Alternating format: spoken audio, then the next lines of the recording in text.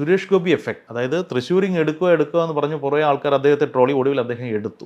ഇപ്പൊ തൃശ്ശൂരിലെ ഒരു താരമാണ് സുരേഷ് ഗോപി. തൃശ്ശൂരിലെ ഒരു തരംഗം പാലക്കാടേക്ക് വീശിയടിക്കുമോ? എനിക്ക് തോന്നുന്നത് സുരേഷ് ഗോപി അവിടെ പ്രചാരണത്തിന് എത്തും. മാത്രമല്ല സുരേഷ് ഗോപിയുടെ ഒരു ഫോക്കസ് കഴിഞ്ഞ തവണ തോറ്റിട്ട് അവിടുന്ന് പിൻവാങ്ങുന്നതിന് പകരം അവിടുത്തെ എല്ലാ ചെറിയ പ്രശ്നങ്ങളിലും ഇടപെട്ടു. സാധാരണക്കാരുടെ ജീവിത പ്രശ്നങ്ങളിലുണ്ടായിരുന്നു. കരുവന്നൂരിലെ നമ്മുടെ ബാങ്കിൽ നിന്ന് പൈസ കിട്ടാത്ത ഒരു കുടുംബത്തിന് ചികിത്സയ്ക്ക് വേണ്ടി സ്വന്തം കയ്യിൽ നിന്ന് പൈസ കൊടുത്തു. ഇവിടെ കേരളത്തിൽ ഏത് രാഷ്ട്രീയ നേതാവാ ഉള്ള സ്വന്തം കയ്യിൽ നിന്ന് കാശ് ജനങ്ങൾക്ക് കൊടുത്ത് രാഷ്ട്രീയ പ്രവർത്തനം നടത്തുന്നവർ എത്ര പേരുണ്ട്? അദ്ദേഹം അവിടെ ജയിച്ചതോടുകൂടി പാലക്കാട്ടെ ജനങ്ങൾക്ക് എന്തെങ്കിലും ഒരു BJP അല്ല, കേരളത്തിലെ ഒരു പുതിയ ഒരു ട്രെൻഡ് വന്നു. BJPയും ജയിക്കും.